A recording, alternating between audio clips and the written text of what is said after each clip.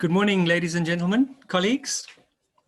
My name is Rashid Taufi. I see many familiar faces, both from the film industry and from our municipalities. I'm the Deputy Director General at the Western Cape Department of Economic Development and Tourism. And it's an absolute pleasure to welcome you here today to the Film Readiness Workshop hosted by Wesgro. I'm coming to you live today from Prince Albert in the middle of the Karoo. As you can see, I'm about to do a cycle race as part of Tourism Month, where we'll be launching a new cycle route between this part of the world and over the Swartberg Pass. So I'm here with Premier and Minister, and it's an absolute pleasure for me today to open this event and to welcome you all to something that is so crucial after the devastating effects of COVID on all of our lives. So I want to say, first of all, that to thank the two units that are co-hosting this event, the Wesgro District Unit, headed by Taufiq, and the Film and Media Promotions Unit, headed by Monica and her team. So that level of collaboration is amazing, and what we see today is the coming together of these two important units. So COVID has been, as you all know, has hit us in so many ways. And I think more than ever, the film industry has an opportunity on so many levels to return us to a place where people are employed within such an important sector, but also very importantly, where we are seeing our country exposed to the rest of the world, both for the good work that we do and the quality that we produce, but also just for the amazing attractions and locations that we have to the international film market. So as part of our economic recovery plan, Wesgro is driving investment into the districts and really trying to work on how do we get the multiplier effect of the economy to work by working with you as municipalities. And it's very important, if you were to look at some of the municipalities that have really activated their film sectors. For example, the Stellenbosch municipality. Have a word with some of your colleagues in those areas and just see how the promotion of these creative sectors has aided the development of their economies in that region. There can't be a better example of the quality that we've produced. If any of you have seen the new Netflix film, My Octopus Teacher, it's something that it's incredible, and something that Monica has been talking to us about, talking about the incredible film. I think that film is the kind of movie that'll go off to win many awards, but it's more than just a movie that showcases our world-class film capabilities. It's also just a heart-wrenching movie about how you change your perspective on life. And I think if ever we needed a reminder that unexpectedly your life can change and that you need to think about your core purpose of your life, it was COVID. And I think we all know we can't just return back to normal life after this. We have to think of a new normal. So as part of the Department of Economic Development, we are focusing at the moment on our economic recovery plans, and a huge sector within that will be tourism and film and media. And so today I'm very encouraged at this workshop. I think it's an incredible way to increase the skills and to show some transfer of the knowledge that we have both within our departments, within Wesgro, and to learn from each other. So I really just want to welcome you all and wish you well for this workshop today. It comes at the right time, and it comes at a time when we've seen how, if you look at the garden route just over the Swartberg Mountains here, the International Film Festival that's taking place, it just shows the potential for film to attract people to your region, but also to help our people develop the skills to be able to build our economy. So I want to once again just thank everybody who made this possible. Monica, for your tireless effort in driving this important sector, and to Taufiq as well, who started this unit that's really that's really supporting municipalities where they need it on the ground. So with that, on behalf of the Ministry and the Department of Economic Development, I hand over to Monica, and thank you all for the opportunity to address you this morning. So Monica, over to you. Thanks so much, Rashid. And yeah, I'm the MC for the day, so I'll link everybody. But Rashid is off to the races now, so thank you very much and goodbye. And the rest of us, though, will stay and have Q&A. But first, the official welcome from Wesgro by my colleague, Tawfiq, who heads the district unit. Thank you very much, Monica. And I wasn't aware that it was the official welcome, but thank you very much. Nonetheless, it's an honor. For those of you who didn't get my tongue twister name the first time round, it's Tawfiq Hendricks, representing the district unit. And on behalf of Wesgro, we'd really like to extend a very warm welcome to everyone here today and extend our appreciation for taking the time out to join us for what's going to be a very thought-provoking session. And as Rashid said, you know, Wesgro places significant emphasis on investment and export and tourism, but more so a great focus on film and media. And more so now than ever do we need to take advantage of the film and media opportunity that lay dormant and ready to tap into.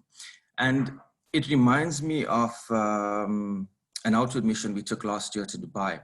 And during this outward mission, we met with the Dubai Film Commission. And I recall after the meeting, standing at this big boardroom window, looking out at Dubai municipality. And thinking, as picturesque as it was, the only thing I could think was, how did they do this? Yes, they amassed an enormous amount of wealth from their discovery of oil, but it had to have been more than that. And my conclusion is twofold, is firstly, they understood the importance of collaboration. And secondly, in order to compete in global arenas, they needed to stay as finely tuned to the rhythm of the industry that they're looking to service, to compete in being such a young city, competing on the global stage. And keeping with film and media promotion, I was stunned to hear that their film permitting process is actually a day. So you put in your application today for standard filming and tomorrow you are approved. I think the industry standard is the global standard is about 5 days. And this was testament to staying close to the film and media industry and understanding what they needed.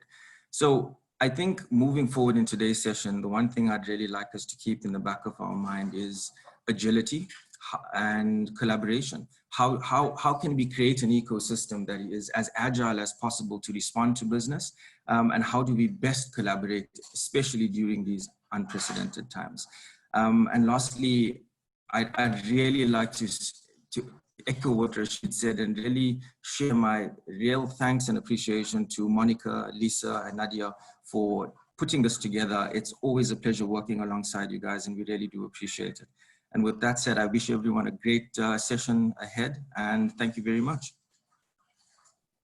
Thanks so much, Tawfiq, for all your support. And it's so great that we got the district unit off the ground. You guys are just pulling in such great stats and impacts with all your work in the districts. And I know you're going to that garden route area, and I hope you can manage a few of the drive-ins, but we'll get to that later on. My job is to keep this program rolling. I have a minute here to tell you about the housekeeping. We have a Q&A box. Please use that for any questions, and all the panelists can see those questions and we'll try to get to them. If we cannot get to them, they will be responded to by email. So don't be afraid, just right away. And we have an amazing program. It's going to start with 2 panels from the film industry and then go to a curated response headed by Rudy Reck about how municipalities can work and respond to this call from industry. This is a 4th industrial revolution. People are moving into your region. They want to set up quick and leave. And thanks again for Tawfiq for sending us all those wonderful stats to challenge us to move quicker. But my first job is to introduce an amazing creative producer. Belinda Johnson has helped us in some film readiness, and she's really made this province and the country a better place to work. Thank you, Belinda. Over to you. Thanks, Monica. Hi, everybody. So I've worked in the film industry since my early 20s, and the last 12 years, I've had the pleasure of working with one of South Africa's most prominent international service companies in the film industry. During my time at Film Africa, as a creative producer, my core function has been to read scripts sent to us by international producers and international film companies, predominantly out of the USA, Canada, the UK, and Europe. And the first two questions that we always get asked is, how much will it cost, and can you match the locations in the script in South Africa? And South Africa is one of the most beautiful and diverse countries in the world, and I never really realized that until it was my job to start finding locations to match all of those scripts. And, you know, who would have thought that Veelstriff in the Northern Cape, combined with the sand quarry in Cape Town, could stand in for the Valley of the Kings, filmed in South Africa for ITV's Tutankhamun. Or that Langebaan and Simonstown could stand in for Yemen, Aden in 1960 for BBC The Last Post. Or, for example, Black Sails. Black Sails was set in the Caribbean, and it was filmed in part in Clayton area, making use of Nature's Valley, Kerbum's Strand, and, you know, an area behind the Garden of Eden.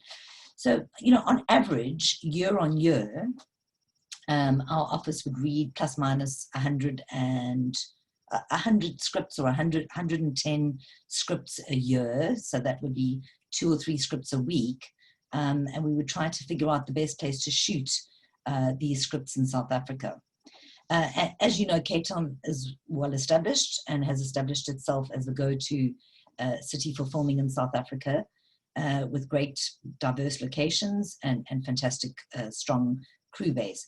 But Cape Town can't offer all of the locations that are required, and it is normally then that producers start to look further afield. When researching locations for film, it's important to have a local contact in the different areas, either a location manager or a scout, a film office, or a tourism officer that understands film, and somebody who can send you photographs to include in your initial presentation to the international producers, and somebody who can supply information on permits required for filming in sensitive areas, what is allowed, what is possible, what is not allowed. Because traveling a crew outside of their hometown has a considerable cost attached, it's important to have a value add for the producers. So for example, a list of suitable accommodation options that offer a better rate than one would find in Cape Town, reasonable location fees, and the argument can then be made that yes, we do have to travel and there will be a cost attached to that, but wow, look here, the rates for accommodation are much lower than in Cape Town. You know, the cost of the permit for this location is going to be much lower than it would be in Cape Town. And other 100 scripts, possibly only a handful of those shows will actually land on our shores, but each of those 100 scripts need to have a budget and a locations presentation. And the easier it is for the producer to present the area, the municipality, the better chance for the municipality or town to be used as a location. One of the productions filmed, once a production is filmed in your area, the chances of other projects coming to film there increases. We all talk among ourselves in the industry, and so for example, in the Knysna area, Crusoe was filmed there in around 2008, 2009. So in 2016, when Black Sails came along and said, we're looking for a tropical Caribbean type location, we immediately looked at the Knysna Plet area. Just last year, Ridley Scott's Raised by Wolves was looking for a tropical location for season 2. Once again, Knysna and Plet area was scouted extensively for that. And it was also scouted for the prequel for Game of Thrones, although unfortunately that is going to another country. So once the producer selected an area or a town for filming, one can expect a large cash injection into your town, room nights and hotels, restaurants, laundry services, fuel and employment, for local labor, for set builds. But just like tourism, a joint effort by all departments in the municipality need to be made to encourage filming in the area. And it doesn't help if the tourism department works tirelessly to encourage filming. When the filmmaker comes, they're met with hurdles at every turn. All departments within the municipality need to be on board and open to working with the filmmakers. Thanks, folks. Thank you, Belinda. And I have the great experience of helping introduce you, and we have some nice, exciting work coming up where municipalities have learned from some of your projects and are starting to pull in the same direction. And hopefully, as we learn from each other best practice, we'll continue to drive that. And that's the reason for this workshop. But over now to someone who's on the ground after you've landed the project, who actually drives some of these amazing projects. So Conrad is one of our most esteemed locations managers, and it's over to him now. And just waiting for his mic to come on, and I'll give it to him. Here you go. Hi, good morning, Suru Conrad over here. I've worked on many projects, especially also Raised by Wolves, which I recently, last year, finished. And we shot in Somerset West, also on a very nice wine farm. And it's always a good idea for us, or it's also good for us to be able to go to these municipalities in the different areas and tap into their information or whatever they've got to offer us, or the information that we can get from them. And I haven't prepared anything that far, but so for us to go to these municipalities, we like to go to like a one-stop shop and be in contact with someone that is available to us or that knows these areas very well.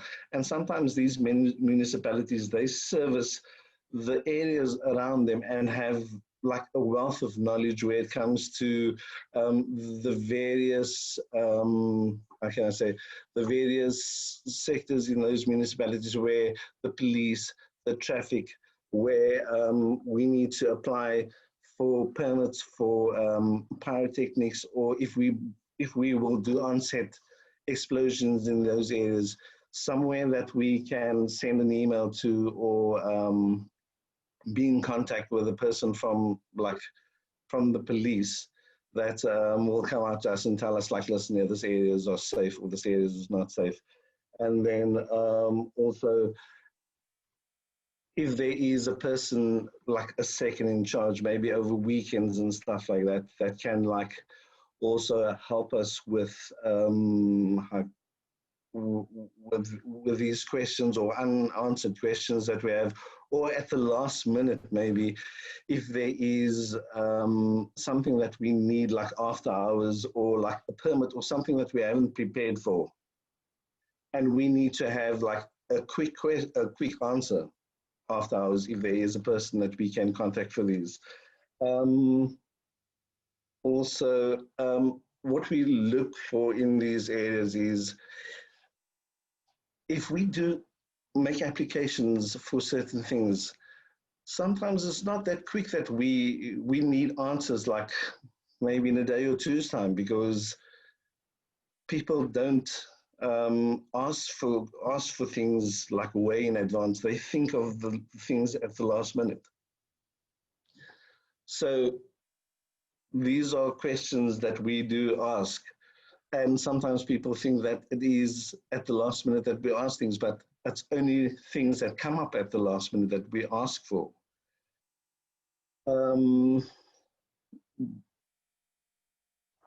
What we also need is, in these various like places, do we, like for instance, the film office, we do get permits from the film office, and there is a rate card for certain things, for traffic and stuff like that. So the different districts, do they deal with the different locations, with the different divisions in that? For instance, also, when we do go to like the outlying areas, and a lot of the location managers ask for, we generate a lot of waste on film sets and stuff. So what do we do with the waste? Who do we ask? Is there a place that we can dump the waste? Is there maybe, we have got a lot of artist trailers, we got a lot of mobile toilets and stuff like that. We ask questions like that. Do we have a place where we can dump these things? And who is your liaison person with these different like divisions? The ward councillors in those areas also, a lot of the smaller towns where we go in and we need to get extras and background artists from these areas. People don't like us just coming in there, or like a person walking in there and just asking, can we take anybody or casual labor from just anywhere in that in that certain area? We need to go through community leaders. We need to go through ward councillors that inform us to who should we ask, or from which sector do we take people from. A lot of the times we take like extras from anything between like your few extras, which is your background extras, to like 250 or more extras. And they have a process by which they point us in the right direction and tell us to ask like the community leaders in those areas to get people together, or to have like a little bit of a screening of these people. So those people will also help us in finding, we bring in our own security into places like these. Or if there's a local security company that we use, and also on top of that, we need to use, if we're shooting in like small little communities, is there people in the community that can assist us with crowd control, because they know everybody in those areas. So those are questions that we do ask.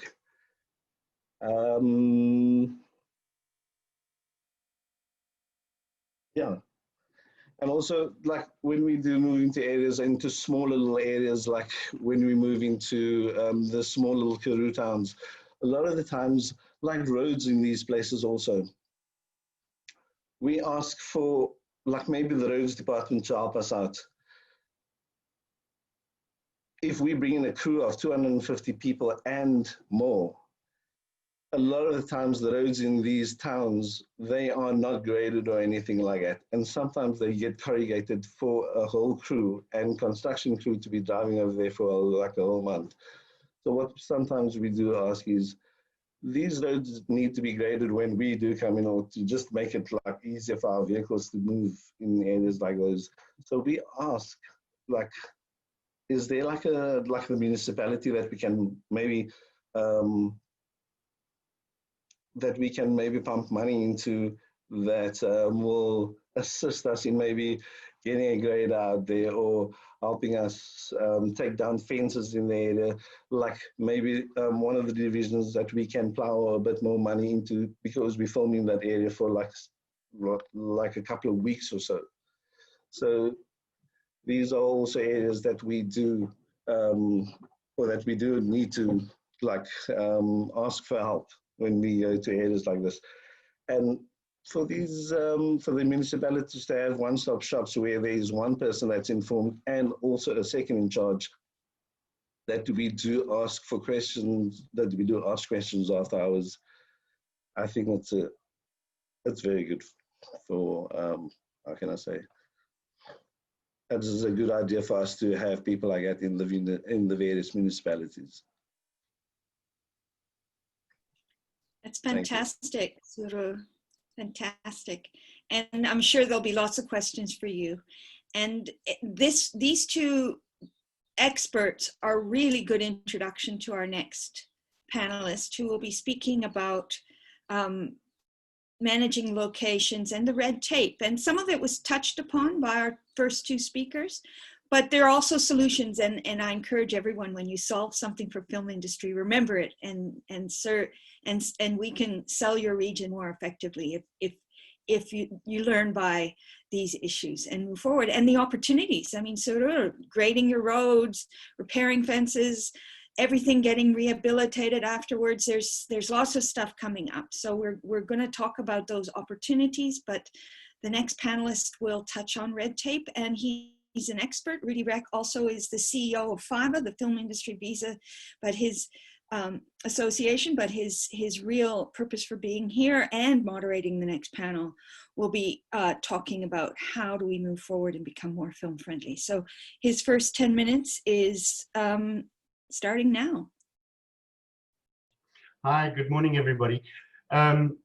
Firstly, as you can see in the background here, I'm speaking to you from Napier in the Overberg. So our tourism people from Bredasdorp or the Overberg area I'm rooting for us. Unfortunately, you would have missed most of the canola if you're going to come out here. The flowers have gone, but it's been an incredible season for our farmers, I think, and so I'm very proud to be showing our canola fields in the background. I've been in the industry the film industry for about 26 years. I started off right down the bottom as a production assistant, worked my way through to location managing, and then for about 7 or 8 years I consulted as a locations consultant for the Commercial Producers Association and the South African Association of Stills Producers, on specifically working on red tape issues with the City of Cape Town mostly, which is where most of our members work. And in the years that we worked through, you know, when we started off, they were very suspicious of you know, why are we getting so involved in all of the red tape. But over the years, you know, the issues that we found with the City of Cape Town specifically became less and less because the different departments became understood that, you know, even though this isn't their core mandate, you know, I work in whatever department, it's not my mandate to be making things easier. They found that obviously, you know, we are a really big investment driver into the city. So I'm glad that this webinar is actually called Film Readiness. You know, we used to call it film friendly. And I think there was a lot of confusion around film friendly, because if you speak to a producer about being film friendly, they interpret it as, you know, we should make a phone call and 5 minutes later we can bring 300 people in and we can take over your town and easy peasy. And some of the authorities look at the word film friendly and they think, okay, so as long as I've got a smile on my face and I'm polite while I tell you that it's going to take 3 weeks to do something, then everything's fine. So the word film readiness is actually great, because it actually comes right down to the core of what you need to do to make your region ready to be able to be attractive for film. And so with red tape, you know, there's two things. The one is that if you, as an individual municipality or a tourism office, have a person that is a driver that wants to promote film, that's great. And we've seen in some of the municipalities and even in some of the different region authorities, such as, I'll give you an example, provincial administration. We've got a guy there, Josie Lombard, that runs that office for all permissions for closing down provincial roads. And Josie himself is the most incredible person. I mean, he would bend over backwards to assist you. And that's absolutely fine. But when Josie leaves, what happens? And so this is why policies are so important. And you know, Monica and I were chatting a day or two ago, and you know, I've spoken to at this municipal type workshops with MMs and mayors 2 or 3 times, and I, you know, for a small outlying municipality to now and go and do a film policy and a film bylaw, for the potential that you might only in the beginning get 1 or 2 film shoots a year, I understand that could be seen as fruitless expenditure. So, you know, I think that perhaps what Wesgro and DDAT should be looking at, this is my recommendation, and it hasn't really been explored. I don't know if it is possible, But maybe one way of doing this is to have a kind of a cookie cutter film policy for the province that DDAT can work on, and the municipalities can then tap into that. Because you know, to start off with, as a municipality that doesn't really understand film that well, to now go and develop a film policy and get consultants in could be quite pricey. So maybe that's something that we should look at. I think it's important, because having a policy in place means that even if you have a staff turnover, the policy is there to guide the next staff member as to what we want our municipality to do with regards to film. So, you know, our industry is very fast-paced, and Belinda, you know, comes from a features background where they've got slightly a little bit more time, perhaps a 2 or 3 week lead time in many cases. But our other sector that is also the commercial production and stills production, those guys generally don't have more than about a week or two before they need to decide on where they're going. So we need to, it's very important for municipalities to have a contact person, and you don't need to employ someone and call them a film office and have that, you know, whole setup like the city of Cape Town does to start with. But you should have someone within your municipality that is ready, that has already briefed all of your departments and discussed with all the departments what are the timelines that they're going to be working on. This is the person that we need to deal with for a road closure. This is the person that we need to deal with for you know, filming on private land, but using parking areas that belong to the municipality, and have all of that in a database, and then also inform all of your staff within your municipality that if should anybody receive a call or an email about film, then immediately everybody within your municipality should know, right, this is the person that you need to deal with, and we're going to give you his contact details, and that person basically becomes your one-stop shop. And so it is, I understand it is going to be a burden on someone within your municipal area, and it very well might be the tourism office, you know, it might be your economic development office, they probably be the same office. But you know, talking with the timelines, we don't really have more than about, and so when you look at the films, you should look at it in a tiered way.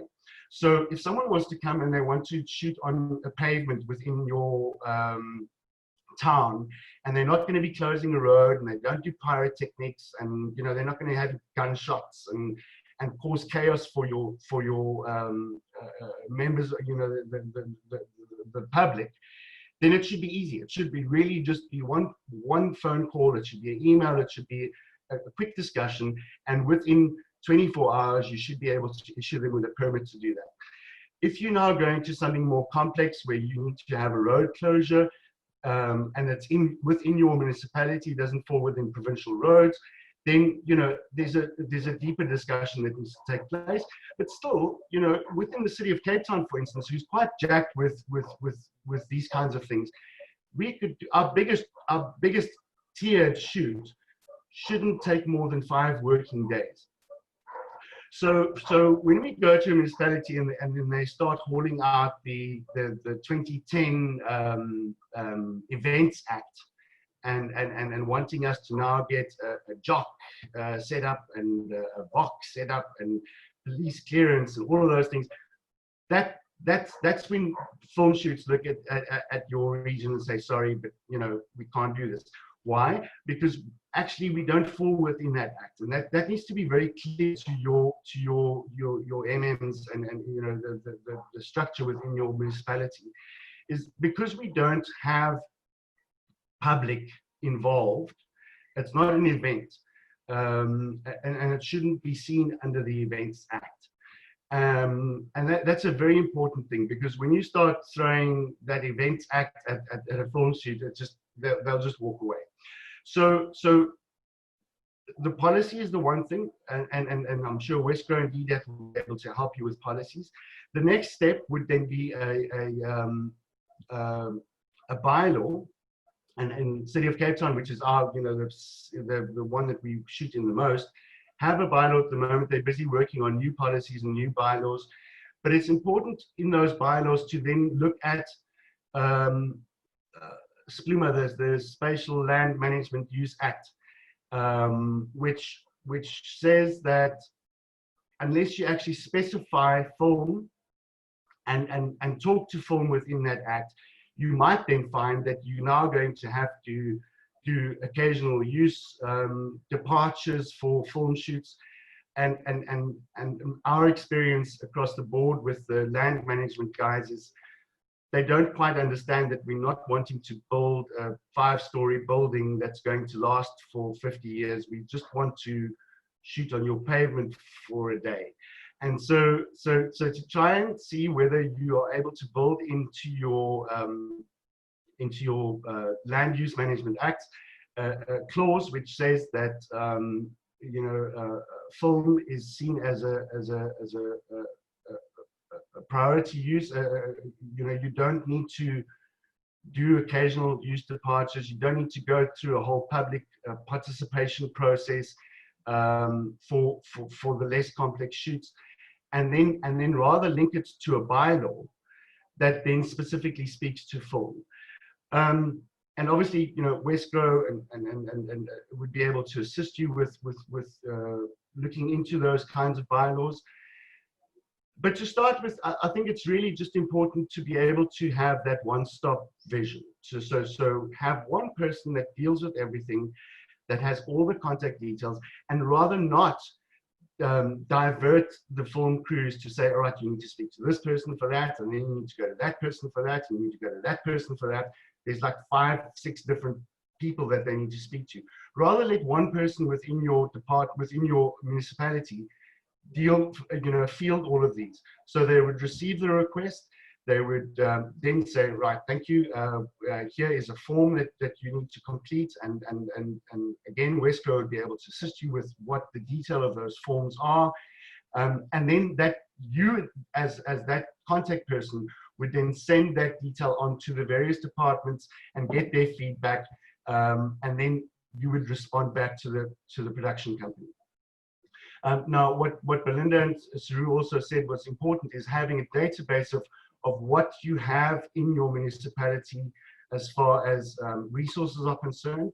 And then also looking down the line from a marketing point of view, what you are able to give, offer film shoots which isn't available in any other region, i.e. the beautiful canola in the background. People need to know when the canola is at its best, and they need to know when it's, when the flowers are gone, and the same with wheat and that kind of thing. There's a lot of shoots that involve those kinds of agricultural backgrounds, but if we don't know that, look, beginning of August to this time, that's the beautiful part of the year, then they're not going to come to you.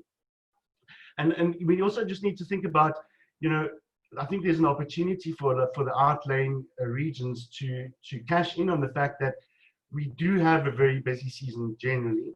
COVID has obviously put some brakes on that now, and we're hoping in the next day or two to hear from the Department of Home Affairs about the opening of our borders, especially for business travel. But when it gets really busy within the city of Cape Town, that's the time that you are now able to market your region and say, listen, you can't find that street in Cape Town, or that beach isn't available, but we've got a beach for you that we can offer you at a discounted price, or offer you accommodation that is reasonable, etc. So come out to us, rather stay away from all of the hundreds of film shoots happening in the city of Cape Town, and come enjoy our region. I mean, yeah, look, I don't even know how I was supposed to stop speaking a while ago, wasn't I? Sorry, Monica. So, yeah, I'm sure there'll be lots of questions. Wesgro is definitely positioned to be able to assist you with guiding you in getting your region film ready. it's not really that hard. It's really just having your staff understand that this shouldn't be a burden. This shouldn't be something that I look at and say, oh, do I really have to do this, because it's not part of what I need to do. And think about the investment that it drives, foreign investment mostly. Remember that this is money that's coming in from outside the country into our economies, and that's really important. Thanks, Monica. So that's a great introduction, in-depth deep dive into what the next panel is going to be talking about, because we're going to be talking to regions that have been working through the film readiness process. Rudy will be moderating. We have from Drakenstein Municipality, Cheryl Phillips, Saldanha Bay's amazing Tabasili Mkees, Garden Route District Municipality, Lusanda Menzi, and the Garden Route Film Commission representative, Patrick Walton, who's also running the Garden Route Film Festival. So over to you again, Rudy, and your amazing panel of speakers. Thank you. Thanks, Monica. Yeah, so this specific panel of speakers are municipalities that have reached, some of them reached out to Wesgro over the years, and Wesgro has assisted them in developing their policies, developing their strategies, getting themselves marketed. Obviously, Garden Route, congratulations, Patrick, by the way, on your film festival, and thank you for being here with us. I know you're very busy right now. But Garden Route has also gone full tilt on a lot of the stuff that they've done, the website, and this film festival that they're doing right now. So we just want to delve in. I've got 6 questions that I'm going to ask the panelists as to where we stand, because I know that some of you are like a year or 2 down the line with your film readiness development. And so I'm going to start with Cheryl, and just the one question is, what steps have you taken to become more efficient in dealing with film applications? Cheryl's from Drakenstein Municipality. Okay, thank you. Thank you so much for the opportunity. I think we started 2 years ago, obviously realizing that we had quite a bit of work to do in terms of just focusing on the ease of doing business. Because it's one thing to say that we want to attract investment, and we have a beautiful destination, etc., with beautiful locations. But from a municipality side, are we actually ready to embrace the film industry? And at the time when we went through those engagements, we were active, and we obviously dealt with responses, but we were definitely not ready to have a full-on onslaught in terms of embracing the industry. So we engaged with Wesgro, and really, I must say, and obviously, Rudy, you've been instrumental in terms of facilitating this process. So we see ourselves as basically still in the infancy stages, and Wesgro and obviously, our big brother, the City of Cape Town, and the Department of Economic Development and Tourism, hand-holding us through that process. So I think the first step is acknowledging that there's still a lot of work to do, and that's what we did 2 years ago. And then what we started, because obviously we have an events permit office, we thought, okay, let's piggyback on that office and that system so long, so that we can at least start streamlining the processes. Communication has improved somewhat, but obviously based on the discussions that we've had since 2 years ago and where we are now, we've realized that obviously we need to strengthen our service offering in terms of our internal systems. So we've had, just before lockdown last year, we've had 2 or 3 engagements, workshops with Wesgro. And what we're trying to do now is to further streamline that process by actually going and implementing an online permitting system, which we are not ready to do yet, but we're still in the process of developing, so it hasn't gone live yet.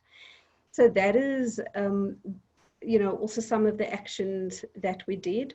But most importantly, Rudy, I think it's important that we, as officials, we need to realize that if we want to reignite the economy, we also need to change our mindsets. And obviously, Tawfiq spoke about the agility and resilience and response time. And we've seen that, that you need to be agile during this process, because I was speaking to Sarur earlier on, and I said, here we are, we never thought that we would have an online seminar. I don't even know where people could be sitting in Europe. I mean, you know, Rashid has just gone off on a cycling route. So times have changed. So it's very, very competitive, as Belinda said, because we are operating in a global village and we all want a piece of the pie. So for us, it's really about collaboration and listening to what the industry, you know, needs and requires. That's great, Cheryl. Yeah, I mean, I think that's definitely now with COVID, it's so important to have that agility, because, you know, even from our point of view, if we are able to give them a service offering that was even better than what we had prior to COVID, with quick responses, then South Africa is definitely going to be positioned to take away a lot of business from other countries. Great. All right. Thabisile, could you perhaps give us an idea from the Saldanha Bay municipality? What have you guys done? Okay, thank you very much, Rudy. Thabisile here as introduced. Okay, initially when the journey actually started in 2018, Wesgro reached out to us and we took the leap of faith, and we just took it and moved. Initially, when the film shoot was actually in our municipality done by traffic department, so the first thing we had to do was reallocate the film permit office to the local economic development office, because we felt that the way the traffic department is actually handling it is not actually so ease of doing business for the industry. So the permit office was then relocated to the LED department. And then we had a workshop internally with the internal stakeholders, traffic department, law enforcement, fire, safety management. And then we had that internal workshop on how to move forward. We re-looked at the application form, and then we restructured the communication process. Also similar to Drakenstein, we also piggybacked on the event communication process that we had been using for some time, because it already created that platform of everybody engaging in one. So after the workshop, and then we felt, okay, we're good with the application form, so let's start moving forward. And then another good thing that we also did, we waived off the tariff for film shoots in our area. So production companies can just come and then we can approve their applications for zero, nothing. So I think that's where the journey started. And up until today, we still say, as Cheryl will always say, we are ready for business. We are open, we're waiting for all the inputs. I'm actually taking notes now as you guys are speaking, asking us to say, this is what we need. So now in my mind, it's also coming in that we also need to actually capacitate ourselves as a municipality to be location scouts, because our organograms now currently is not actually accommodating the kind of support that you guys need. So we're also jotting down. So we're hoping now that after this seminar, we're actually going to get a direction of where we're supposed to move as a municipality in order to best cater for the industry. Thank you. Great, yeah, thanks, Thabisile. So I don't know, between Patrick and Lisandro, maybe you just want to indicate who would want to just give us a quick breakdown of what your region has done. Which one of you would want to? Patrick. Yeah, thanks. I'll start, and then I'm sure Patrick would still a novice in this field, and he will further amplify the detail. But thanks again for affording us as the district municipality this wonderful opportunity. It has started quite our journey as a district municipality. Unlike my two colleagues, They were speaking from a local municipal level, but with us, it started the district municipality together with an organization called SCAP, which is the South Cape Economic Partnerships, was very instrumental in terms of establishing and ensuring that we become a film destination as the region. And then what we've also have done in place is that we have established a strategy which was adopted by council in 2017. And then as part of that strategy, then we established a steering committee, which consisted of municipality as well as people from the various private sectors in terms of that.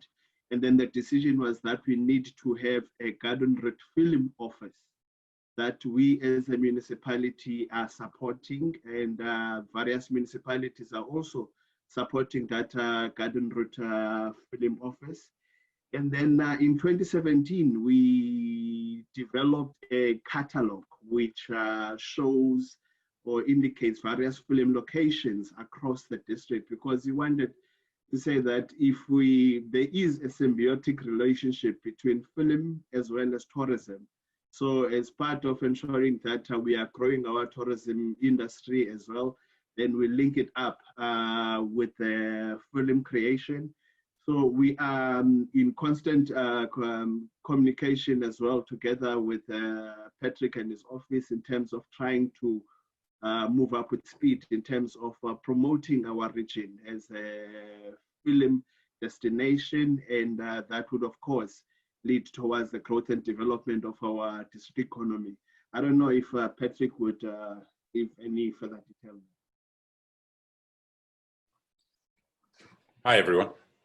So as everyone knows, I wear various hats as a film producer, and I chair the Garden Route Film Office, which we've now changed the name to the Garden Route Film Commission. There was some connotation around having office because everyone assumed there was an office in one of the towns in the Garden Route. So also internationally, the producers from a bit of research we did generally tend to search commission as opposed to office.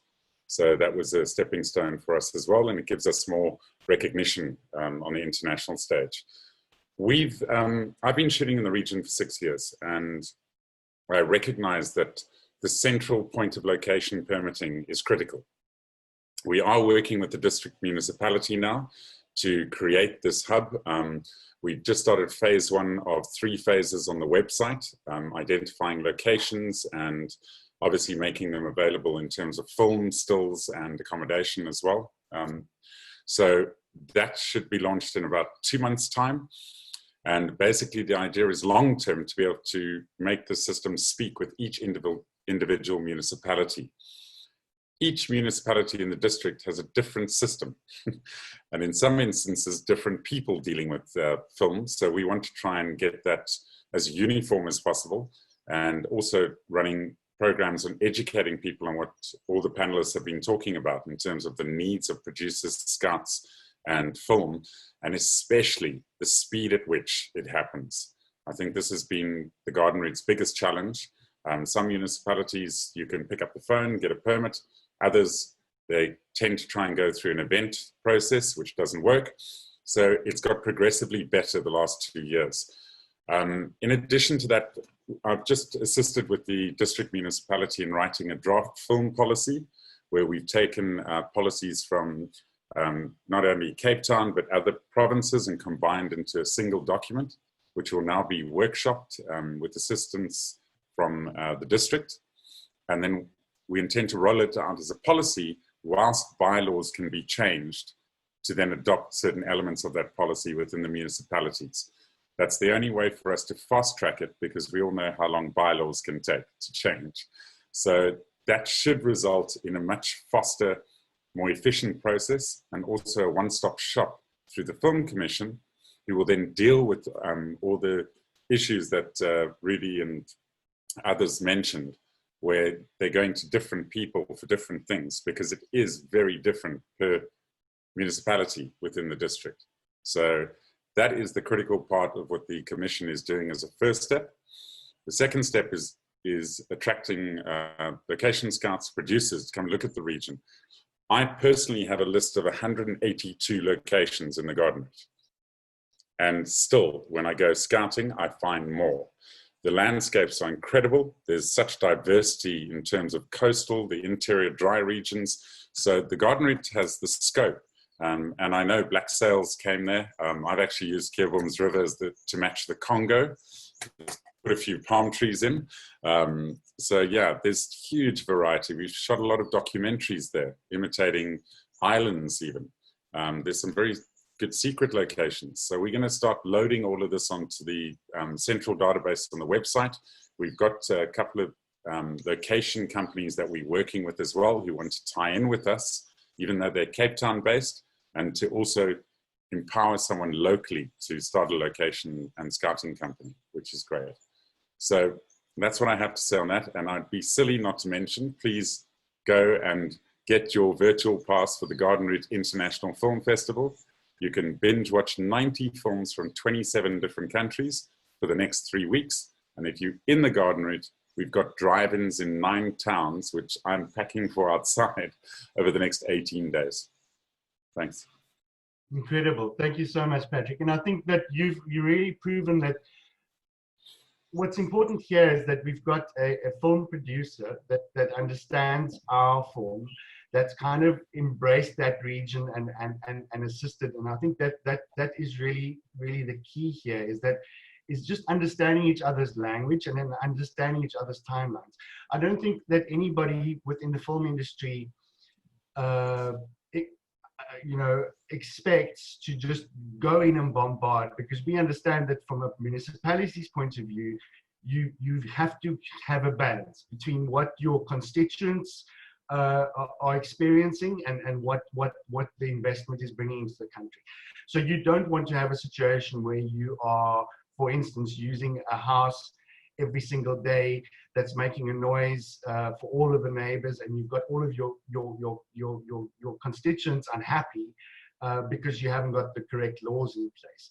But you also don't want to just chase away business. I think that there's a real opportunity for all of these regions to go and find those little gems that you know that are in your region and sell those quickly to us. Something that nobody else has, that only you have, and make it really easy to make use of that one specific wow factor of your area, and get that information out to the production companies. Look, I mean, we are running a little bit short on time, so I'm not going to go through all of these questions. What I wanted to ask Cheryl, if you could just maybe give us an idea from your perspective, from a municipality's perspective, what do you feel film production companies should be doing maybe differently from what your experience is? I mean, I know that the one thing that we should touch on as well is the fact that keeping the data is really important. So from a municipality's point of view, logging the fact that this production company was here and they brought in so many people and they had so many bed nights. But perhaps one of the things that they should be talking about is actually getting that information to the municipality, even if they might not be shooting on your property. But maybe you've got some other insight. Yeah, thank you. Obviously, you know, we're trying to reignite our economy, and the biggest thing for us now is how best can we facilitate job creation, economic activity locally. But what's important is that we need to really look at the transfer of skills and the legacy projects, you know, locally. It's not just about, okay, I've got a location in Drakenstein, I'm coming in, then I'm exiting. For us, really, what we would like to see is how do we develop a sustainable relationship, a long-lasting relationship? Because I can tell you now, in our area, we have a lot of creatives. The creative industry in Drakenstein, very active. I mean, besides the fact that just in Paarl alone, we have so many actors, I mean, you know, locally, so, and internationally. I know Tammy Fortain operates internationally. So we really, for us, it's important that we look at starting the relationship with the industry early on, and then developing that sustainable relationship, looking at legacy projects and constant communication. Yes, we still have major challenges. We're not denying that. But for us, it's really to develop a closer working relationship with the industry. Because through that, you know, we'll find some of the other stuff that come out. Yeah. Yeah, and I think that's important. You know, the fact that your municipality is so close to Cape Town, I think a lot of the business that you get would be an overflow, and then quite often they're not going to be potentially staying in your hotels because they can drive in the morning quickly to you to shoot there. So you need to find those ways of not just making use of your locations, as you say, but actually developing the skills. And I think that's something that, Monica, we're going to have to try and work together to try and see how do we do that, you know. I'm just wondering also, Patrick, because you so, yeah, I was just going to say, you so far out, because you guys are on the other end of things. You really need to push to get people to get to you, because it's very far away from all of the infrastructure which we have in Cape Town. And so I think that development of skill is even more important in your area. Maybe you want to chat about that. Mm. Absolutely. Something which actually, as my own company, I've pushed and I've grown it. I started with a 5% mandatory recruitment local, which is now built up to as much as 20 to 30% on the job.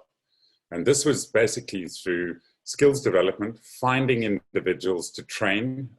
We have amazing success stories in the area. Kobisa is from Plet, is now an assistant props person. We have a full-blown Spark in Chase, working on Warner Brothers productions the last 3 years. We have a number of chaperones who actually, I just walked into a taxi rank and I said, right, boys, this is what I'm looking for. And now one of them comes down, Andy comes down to Cape Town regularly for work in between working in the Garden Route. We've also been running through the Garden Route Film Commission, small training in also with Ikasi Media in the area. And I think this is where the Film Commission has a great position to actually list all these people for producers, because I know the cost of accommodation, transport, food, travel is immense when you're dealing with crews up to 300. So anything that you can get local, get local. It also gets the buy-in from local people. If you can show, and they, you know, they talk about it, saying, "Oh, I worked on this film." You can also start giving figures to them through the central hub on how many people we've trained, how many we're recruiting in the area, and what sort of socioeconomic and economic development is happening as a result of film. Because often communities, we've all had them, that person who walks through your frame just because they can. You know, their understanding of why we're filming and the importance of film, and not watching a black box at home. We put it there, and if they allow us to film and encourage us to film, there are offshoots for them. The spend is immense through the film industry, as we know in Cape Town. So we are doing, having discussions with various stakeholders, starting with accommodation, local caterers, etc., and saying, right, you need a film price because the producer needs to make up for that transport and gear that they have to bring up. There's also a lot of equipment available in the Garden Route, which people don't know about. Generators, there's some sound lighting gear, and it's just letting producers and scouts know that these things do exist and these people who we're training exist. Great, thanks, Patrick. Yeah, I mean, I think that the combination of being able to draw within our resources in the film industry and then get that to the outlying areas is really critical. And the fact that you've got, you know, I think from a film producer's point of view, we don't always understand that unless we are on the dashboard of that region or that municipality, as far as being able to account for what investment has actually been brought in, they're not going to go. It's very much the same with most government departments. We've got a challenge at the moment that I think that our reporting as far as the actual figures of our industry are grossly incorrect, because there are so many different factions within the industry that are saying that we earn that, and that one says we earn that, but we don't follow this route. And so, you know, we could be sitting at upwards of 8 billion rand a year contribution to the GDP, but in fact, most of the people are reporting 3, 4, 5 billion, and so it's quite a big difference. And if you can get the right stuff on, you know, the right figures on the dashboard of the decision makers, then it makes it easier to be able to facilitate investment. Yeah, I was just wondering, Thabisile, maybe you could just give us an idea of what suggestions do you have for some of the other regions, the smaller regions that haven't really engaged too much with film? You know, where should they start? Just from your experience thus far. Okay, Rudy, thank you very much for the question. I think for me, the willingness to actually want to be part of this, that's where it all begins, within yourself. I want to do this. I want to understand this film, although I've never heard of it or I don't have any experience of it, but the willingness to want to do it. And then the best place, as per my experience, contact Wesgro. Ask any questions that you might have, that you might need clarity on. Then start the internal discussions. Work on the communication process, work on the form, on the application form, and the turnaround time. Then once you've done at least that basic, to start the communication between the sector and your municipality, start looking at your policies. As you explained, Rudy, that sometimes you might get the best person, the best Thabisile, but what happens when Thabisile actually leaves? Work on the policies, work on the bylaws, understand the industry. Take that one day as a step, because for me, I'm still also understanding the industry itself. So take that leap of faith and then just start working on it. I think that would be the best advice I can give. Yeah, that's brilliant. I mean, I don't know if you want to share, also just weigh in on this from your experience, that some advice that you can give the other municipalities.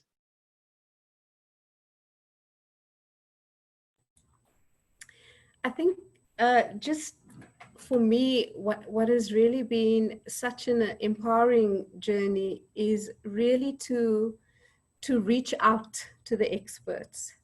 And the beauty of it, I mean, I was listening to Patrick and I'm thinking, oh my gosh, so the next step is to have an online Western Cape film festival, so that we, you know, and I was just thinking, okay, so next up we can also be part of such an exciting initiative.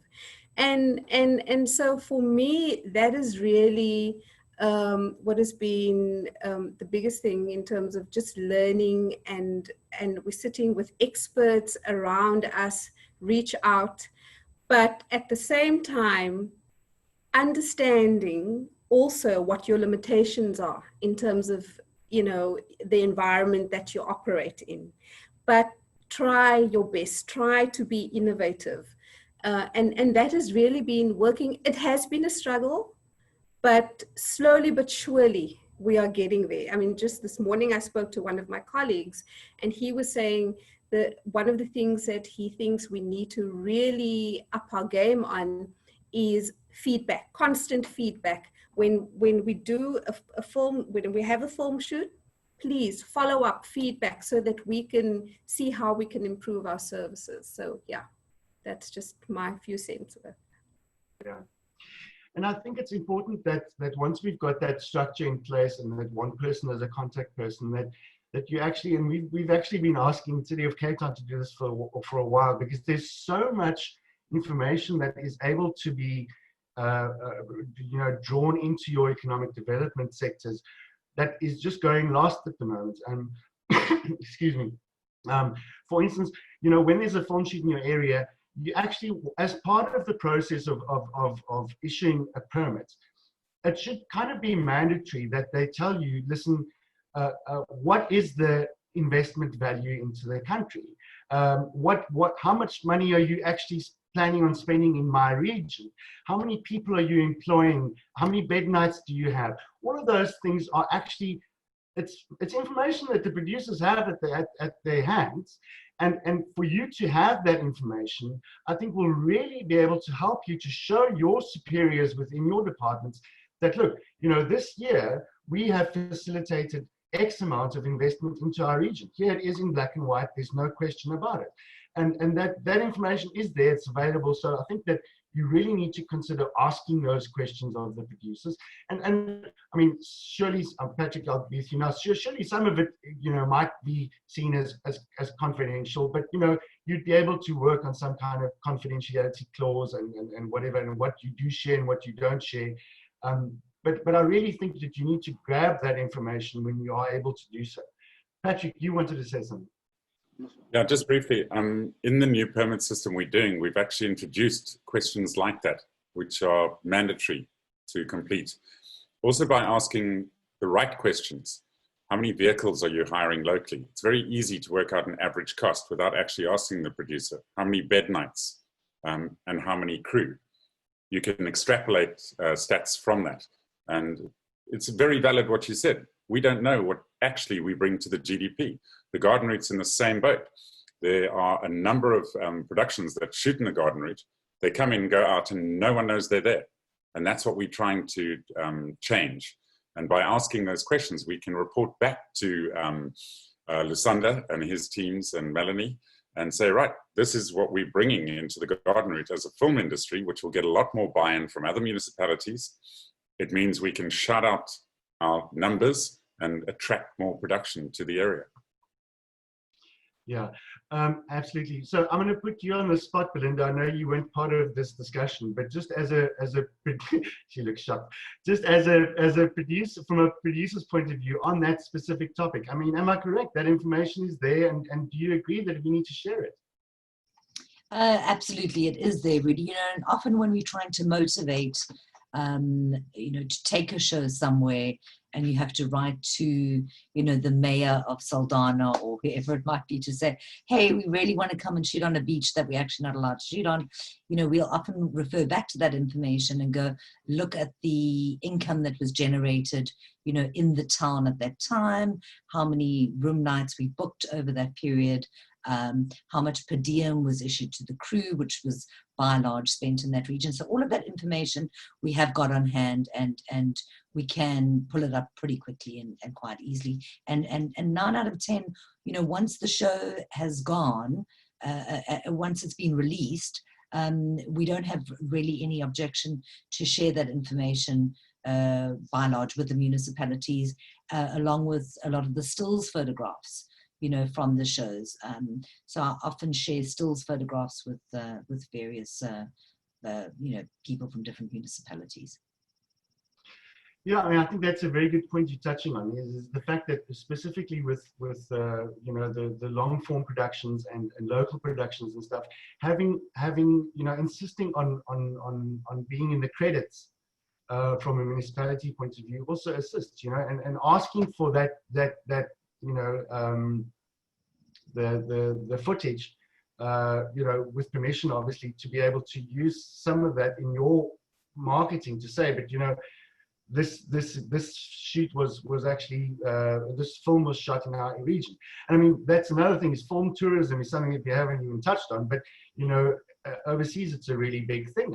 You know, Australia, I can't remember the figures, but in New Zealand, for instance, their tourism climbed massively after the whole Lord of the Rings series, and so being able to say, but you know, this was where the last post was shot, or that was where you know, Raised by Wolves was shot, and actually making it part of your tourism package could really help in regions. Okay, Monica, I think that unless some of our panelists want to go into any further discussion, I think that we're going to leave this one here, and I've gone over my time slightly. All right, but they're not going away far. They're staying around for the Q&A, where we do more of a discussion amongst ourselves and just speak a little bit more along these lines, but it's my job to tell everybody we have been capturing a lot of this learning. And you'll notice on, this is the creative locations, Cape Town and the Western Cape.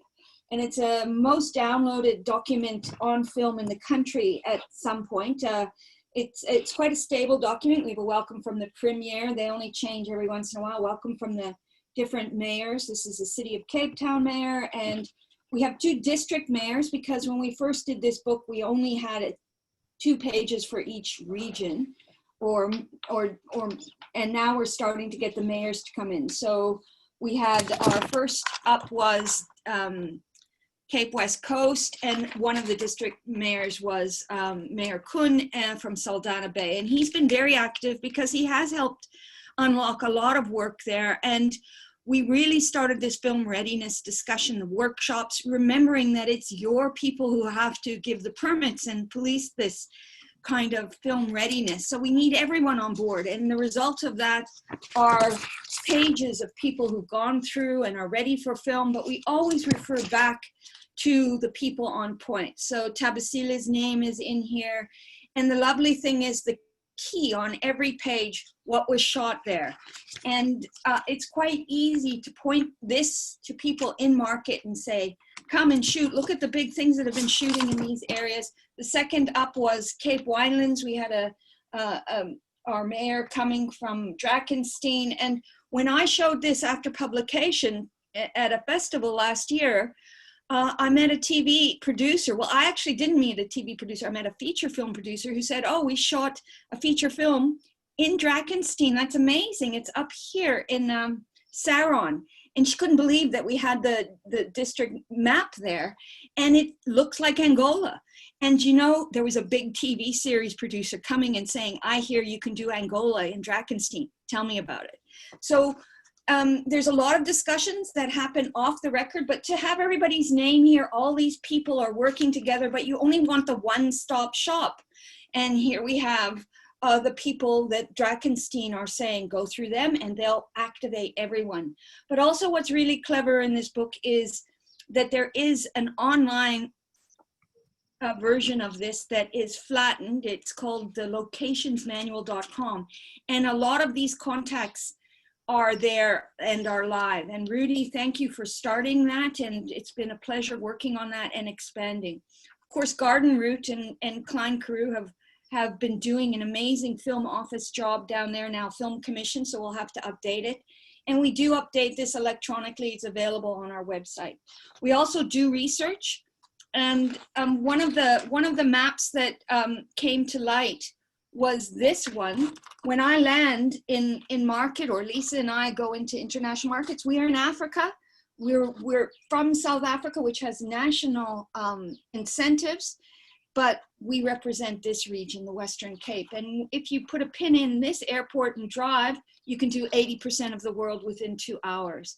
And the lovely thing, our air access team has been activating George Airport as well. And I'm really excited that people are working more across the board. But what this also points to is that we need this constant communication. We need to know what's shooting there. We need to have you collect the data. Our research, for instance, compared Cape Town in this region to film active areas in the world like London, Toronto, and we did a benchmark here in South Africa against the other regions like Durban and Johannesburg, and just looked at what was happening there. And what we saw was best practice is collect that data and let's feed it back to each other. You don't have to know the details. You just need to know those bed nights, the activation, how much they're spending locally. It's quite easy to do, and we can help you with that.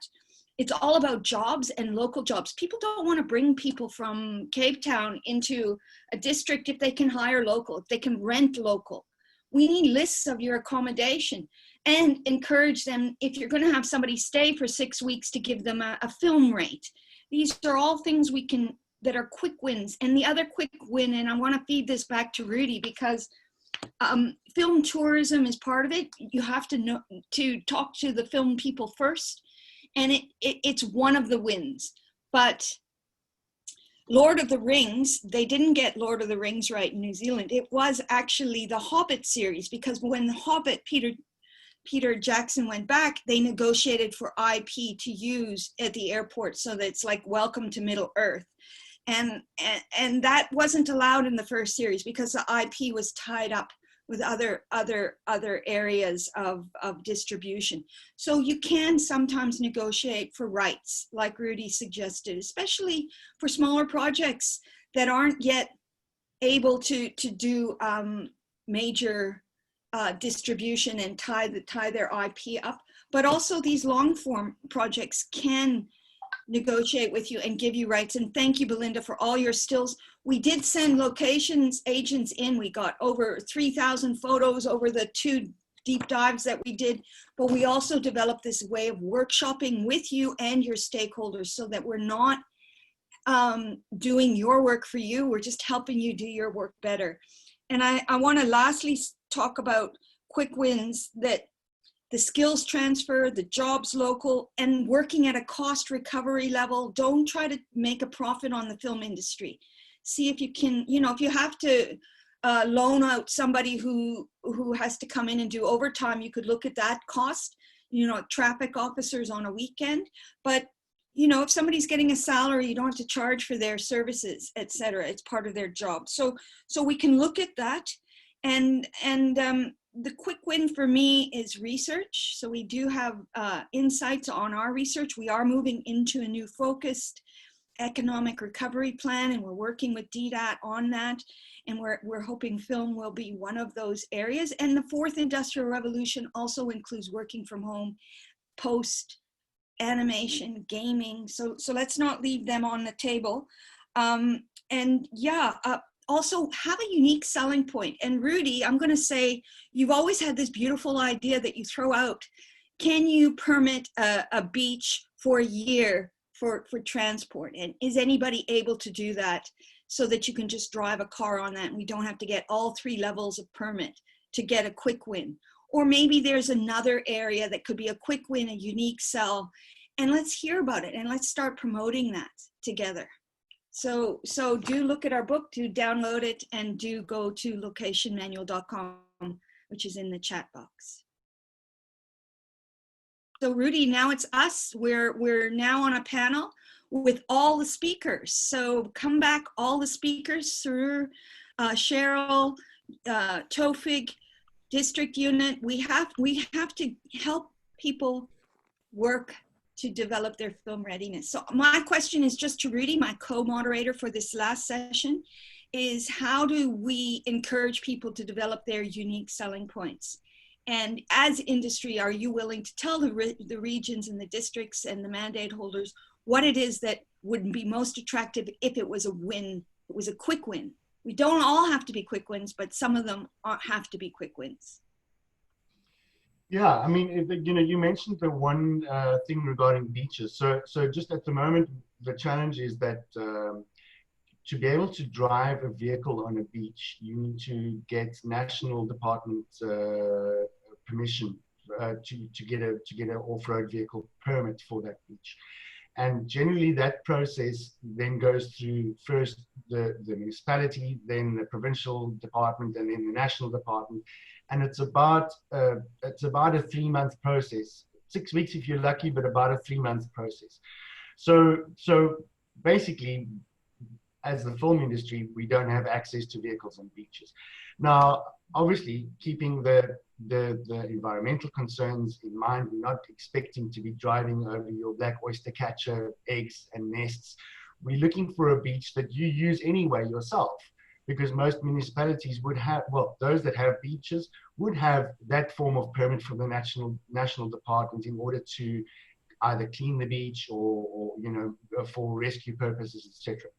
So there is an opportunity, and it's still out there. It's like a big lotto ticket for a municipality, because whoever gets that permission first, you will be the only municipality, I think, in the country that is able to offer a film shoot, a vehicle on a beach.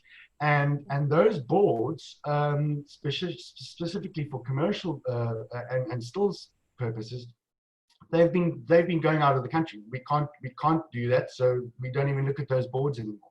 And generally, you know, you're looking at, for a commercial shoot, in the region of you know, 3 to 5 million rand per film shoot. That is direct investment into our country. And so, yeah, that's the one. I think it's a relatively easy win. I mean, I've spoken with the national department as well as some consultants, and it seems that everybody's kind of okay to be doing this, but no one wants to take the first step. So maybe if you've got a beach, try and take that first step with a beach that you know that is already being used. Patrick looks like he's taking it. Okay, good.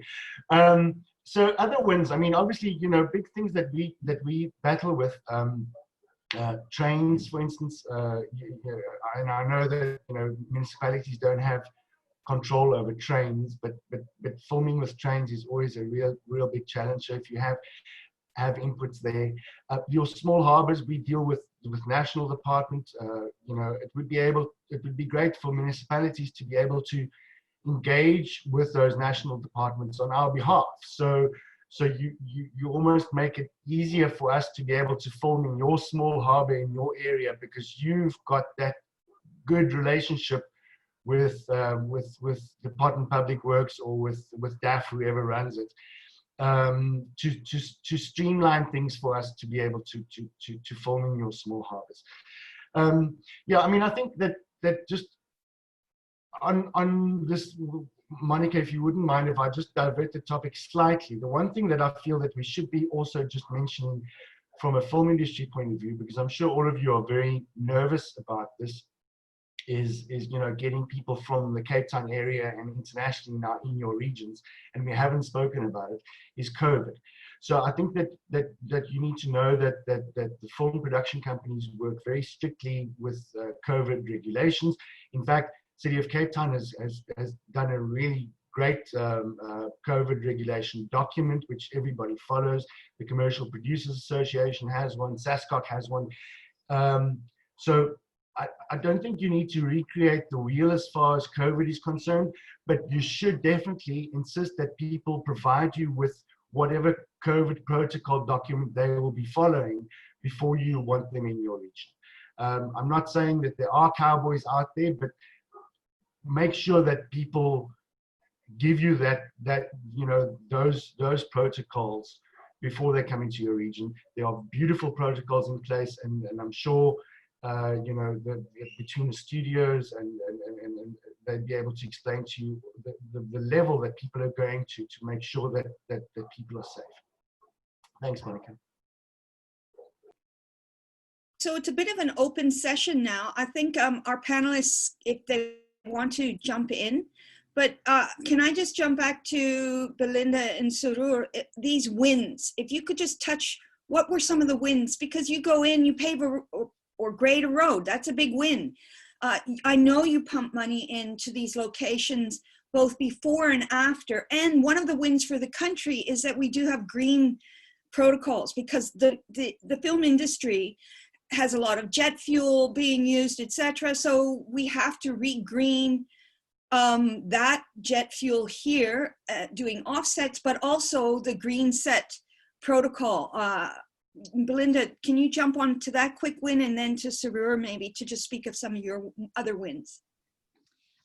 Sure. I'm kind of focusing my attention at the moment on GreenSet, which has been in the works since 2015, which is really about creating a sustainable environment within the film industry in South Africa. And Raised by Wolves was a legacy project which put quite a lot of money into the sustainability in film project, and it allowed GreenSet to take on Cindy Mkwanazi as our very vibrant, amazing operations manager. And Cindy is now very actively involved in rolling out you know, greening and sustainability across the film industry. And I'm helping her along with that at the moment. But, you know, that's a great example of how a film project came along. And the line producer on that show was Cheryl Etok.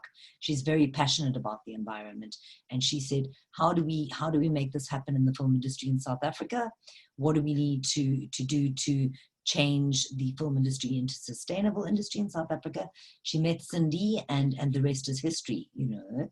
And I mean, over the years, I've worked on many shows, you know, all over the country, and we always leave something behind, the film industry, and hopefully it's a good thing, you know. And as somebody touched on, the grading of roads or the upgrading of a facility, I always find that by and large people are you know, very happy with the film company once they've left the area. They always leave something behind. Thanks. Sarur, do you have something to add to this since you brought it into the discussion?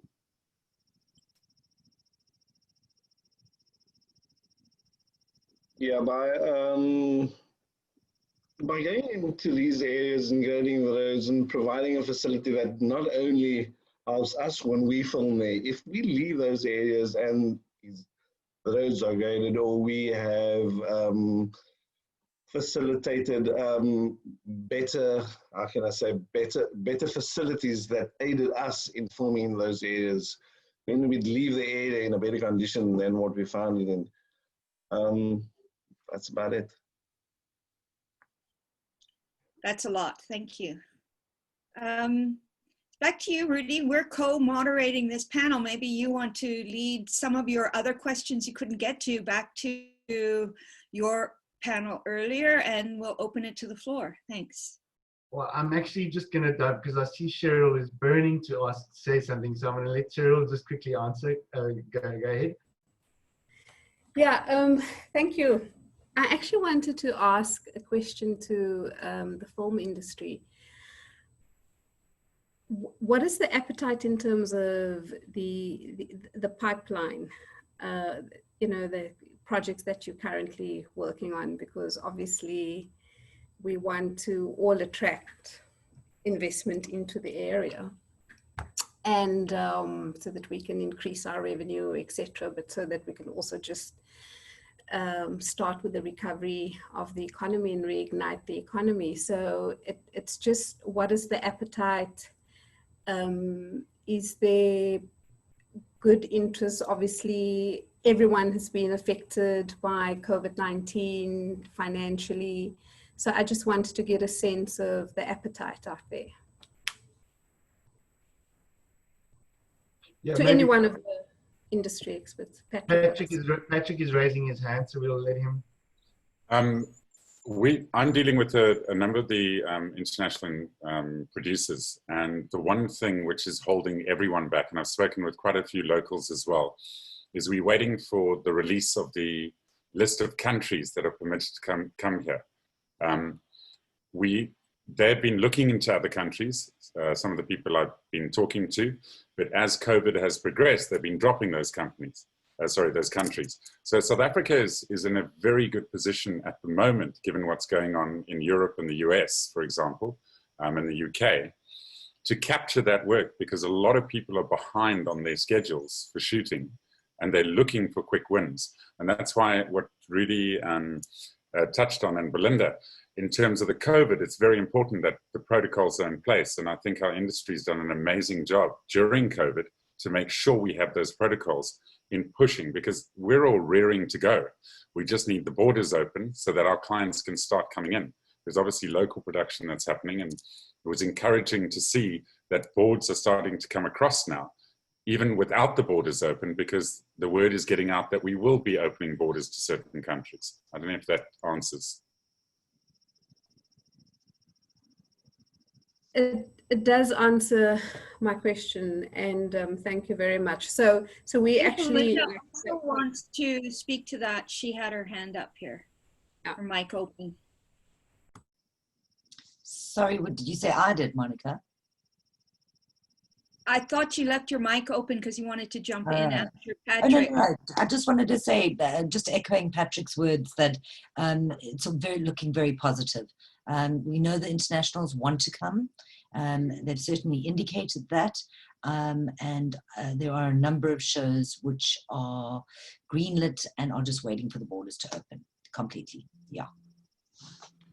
And Cheryl, just to add to that, we were able to open as an industry, even at level 5 for documentaries, and journalists who shot films. So basically they needed the same permits. And through our COVID Content Center, we helped a number of those professionals get their permits to do that shooting during COVID. And what we found then at level 4, we were even more ready to do local content.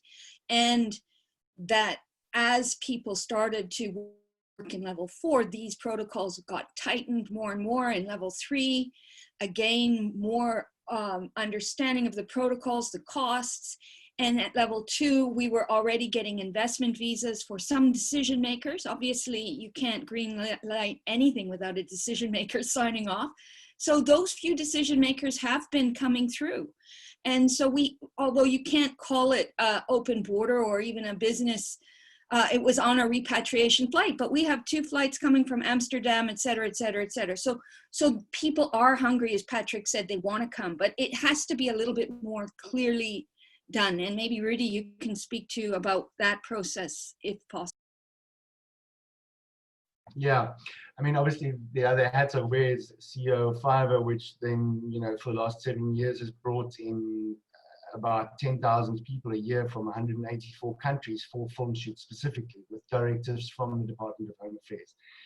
So we obviously we've been lobbying really hard over the last couple of months to get our essential business travel as a priority.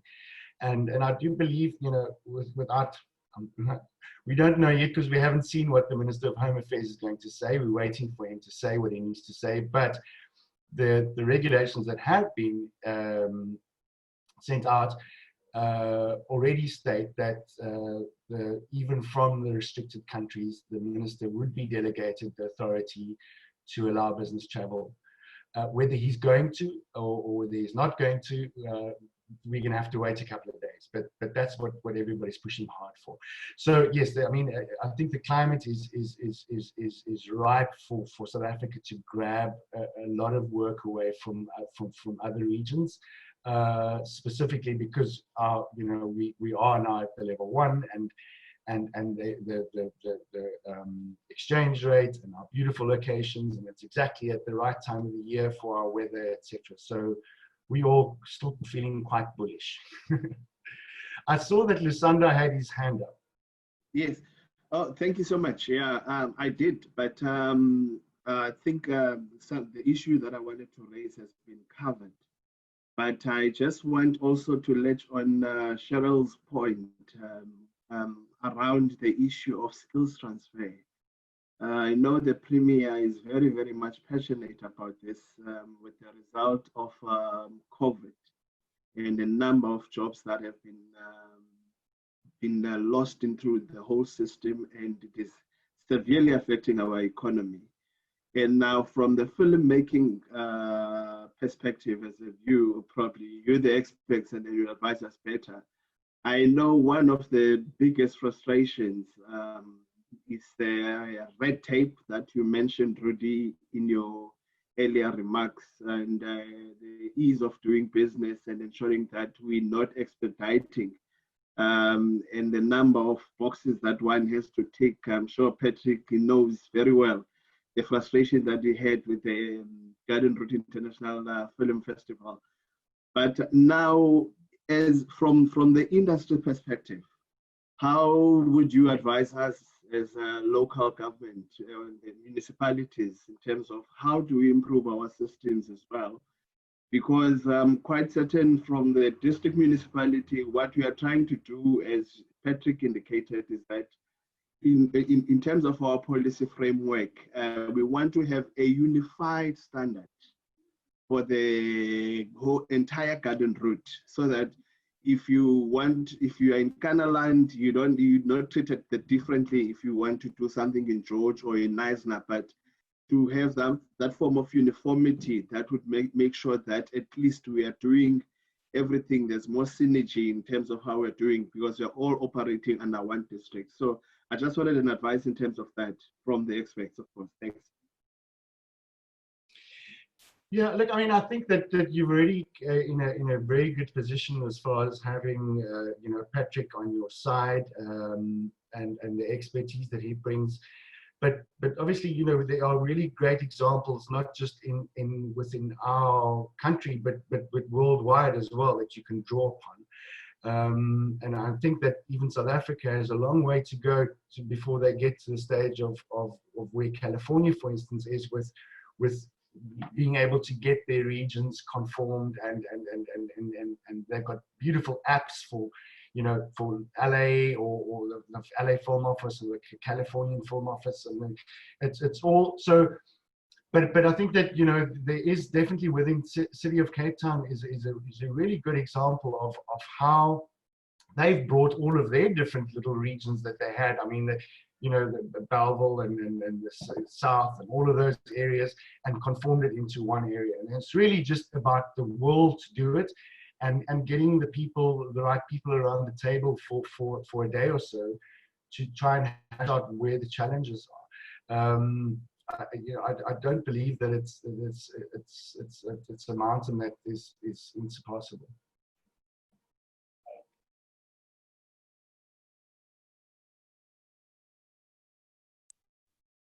So can I jump in here? I think that Rudy and Patrick have touched a lot on where we're moving to, but also consider, Lusanda, the other aspects, and district unit will be talking to you, and as they do with everyone, that there are other businesses that are ancillary to the value chain, like post-production houses. So have you got the Wi-Fi infrastructure? Have you got the security? Maybe you're building little, you know, IT parks that have the infrastructure built in and that have a subsidized, I mean, I'm saying quote unquote subsidized infrastructure for a number of years while the startups are getting going. And there's lots of ways to think out of the box. And Cheryl did do some of this work with us, but as a research, as a country, as a region, we are taking part in a big research project, which we hope will be published as part of the Africa France season on the digital economy globally. And it's going to look at a business case from AAA gaming companies. And games aren't just about wasting time. It's how we learn. It's how we develop our ability. I mean, how are we all experts at Zoom now? You know, it's just the way we learn. We develop this user interface. And when you look at the companies in this country that are developing teaching methods with, you know, for surgery or artificial intelligence, but you have to do the data mapping in a visual way. Those are film companies. LiDAR, you know, to go into a house and scan it completely, or a region, and scan it and get a map and flatten it so you can do your COVID protocol going through, or know where to build a base camp. Things are moving very, very quickly in this industry. And we need to help those companies that are taking that risk. And animation is part of that. A company here in Cape Town, Sea Monster, just took a big VC, over $1 million of, you know, expansion money. And there are companies that are looking to this country for that purpose. We are ICT, on the ICT map. So the value chain of film includes post-production, includes this special effects, and the location stuff. So I'm just putting that out. Don't forget, that could be one of your unique selling points.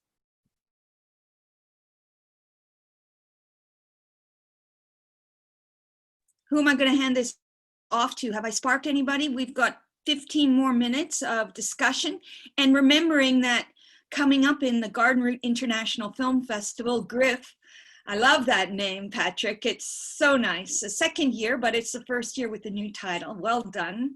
And this is it. You know, you put out a brand, and then you realize when talking to stakeholders, you need to just slightly tweak it and tweak it and tweak it. And it's brilliant. Well done, Patrick. But we do have 4 more panels. Some of these are going to be open to the public.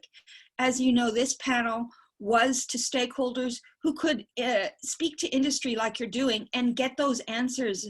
And thank you for being exemplars of film readiness.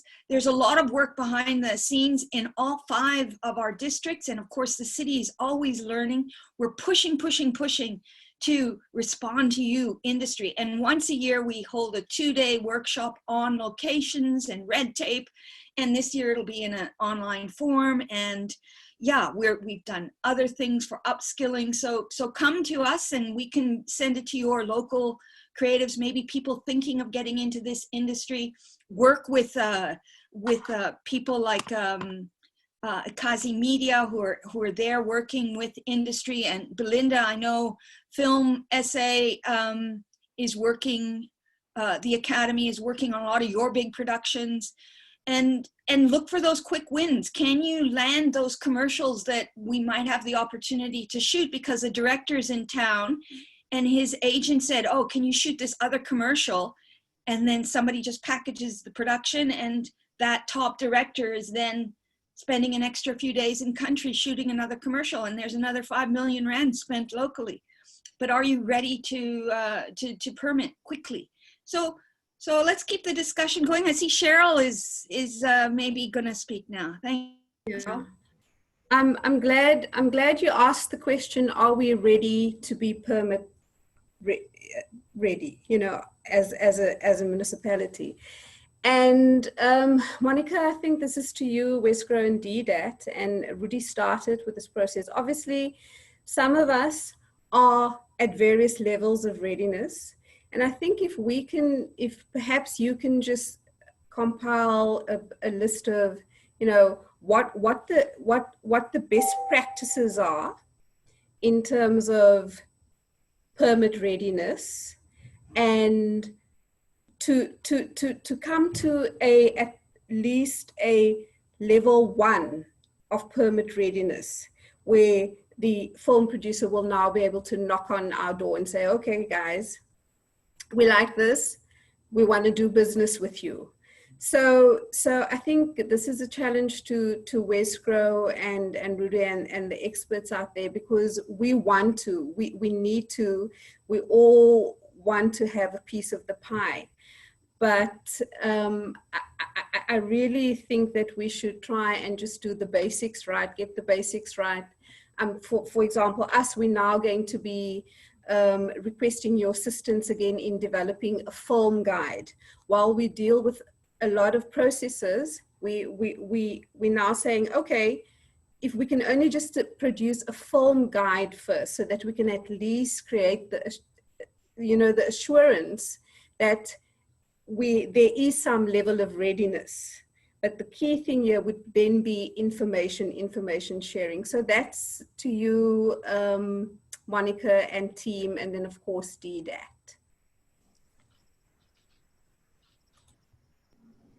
I'm going to jump in there, but I see that Tabisile wants to also lean in on that great idea. Yes, Monica. As Cheryl has just expressed, that since we wanting to be like level 1 readiness, from my side, I think I still need more like a consolidated, not even if it's consolidated, but a database of the production companies. What work have they previously done? What plans are they planning to do? So that we can be able to compare what we have with what the industry wants to do. Then it's going to make it much easier for us to actually identify our selling off points. Thank you, Monica.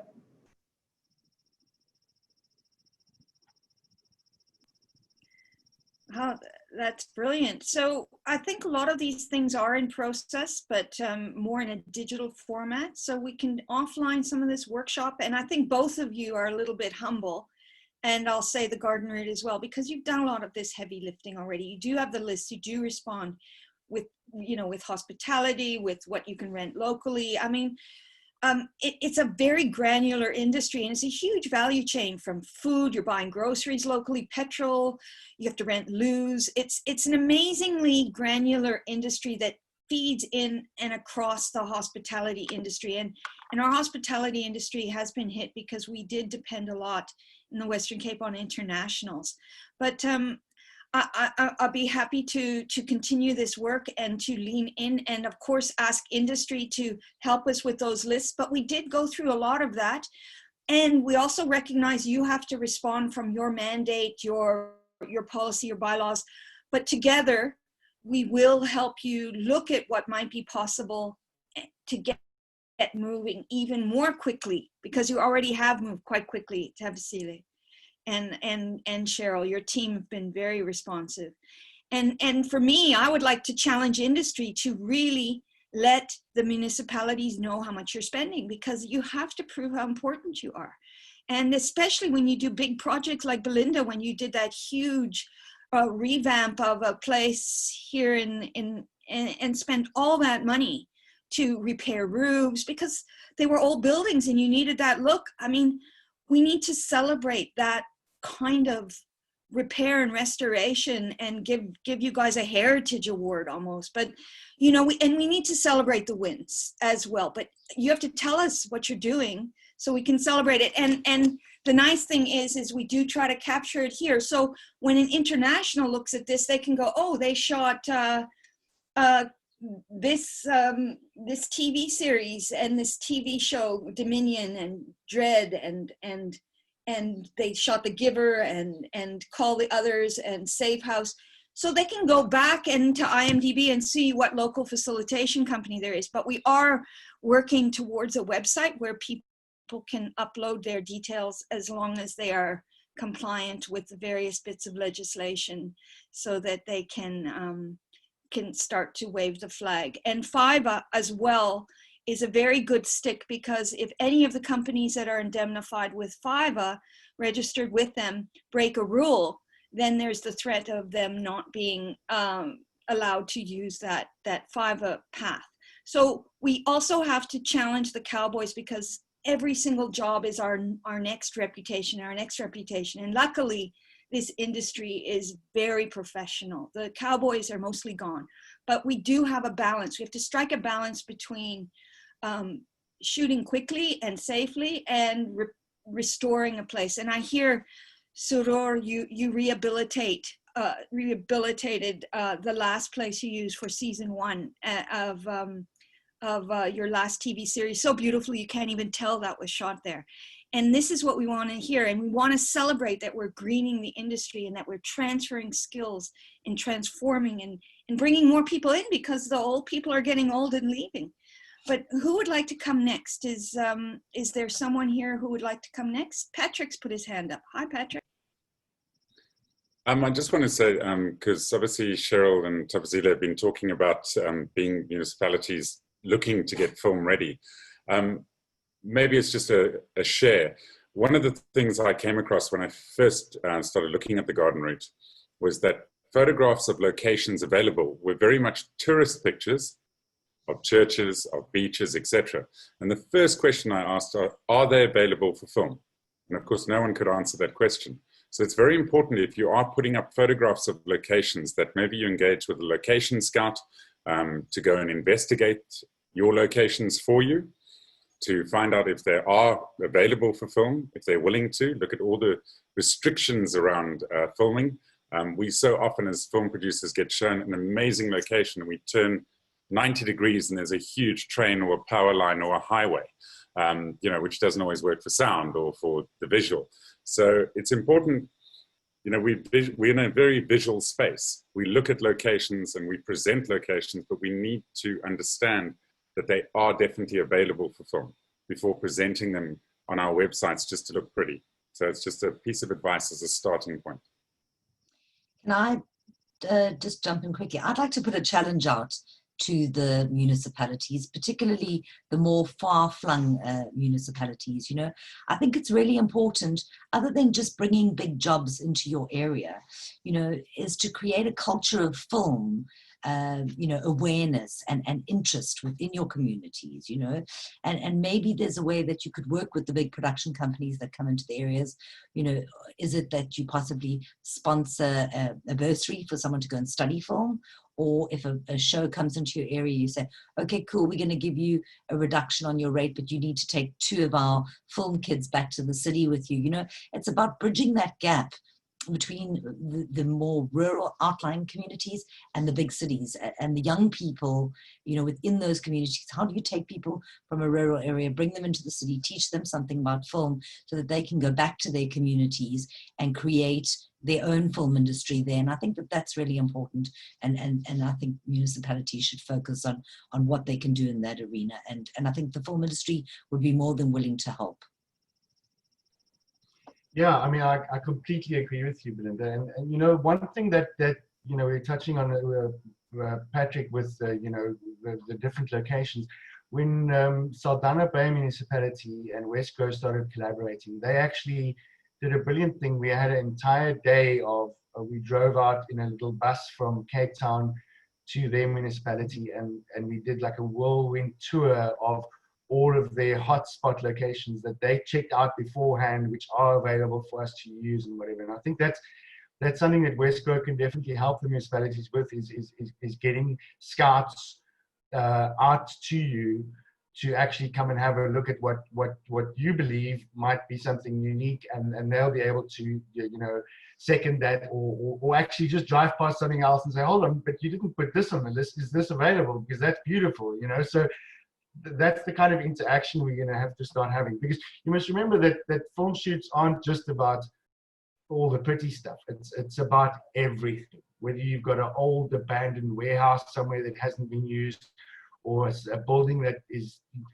iconic 1970s, or whatever it is, for some other board it will fit in somewhere. So don't only think about the beautiful tourist hotspots when you think about what the film industry might use. It's anything. Yeah, that's so important. And when we did that, and we also did it in Drakenstein, we were very careful to only use public property that could be permitted or that the municipality was able to gain access to, and not do private property. And NALA, the National Association of Locations Agents, have amazing stuff on their books. And I would like to say from those trips that the biggest question was, how can I put not just air, I didn't know there were so many airstrips in Saldanha Bay, private and so forth, but also old looking beautiful fishermen's cottages that kind of look kind of not touristy, but are so evocative for films, and recognize that the private property that a lot of film shoots want could just be as simple as a quarry, an old quarry. So don't forget to list all those things on your website or in your back pocket to give to producers when they're coming to you, because it might not be pretty. You might not want to put it on your website that we've got 30 quarries left over from when we did all this road building and so forth. But that is exactly what a dystopian look might be, or an abandoned warehouse that you used to use for highways. And now it really doesn't, you don't need it because you built a bigger one, but you know, you haven't torn it down. You don't know what to do with it. It's in that tender process, could be vacant for years. Think about sweating your assets. Does anybody want to jump in? We have a couple minutes to say goodbye. And then don't forget the 4 upcoming events at Garden Route are listed in the chat. And does everybody just want to say a final word as I say goodbye? Goodbye from me. Goodbye from me. Thank you, everyone. Goodbye. Thank you very much. Thank you so Goodbye from me, and I'm looking forward to Patrick hosting his Western Cape Online Film Festival, and we'll be glad to be involved and learning from each other. Thanks. Cheers, everybody. Thank you so much.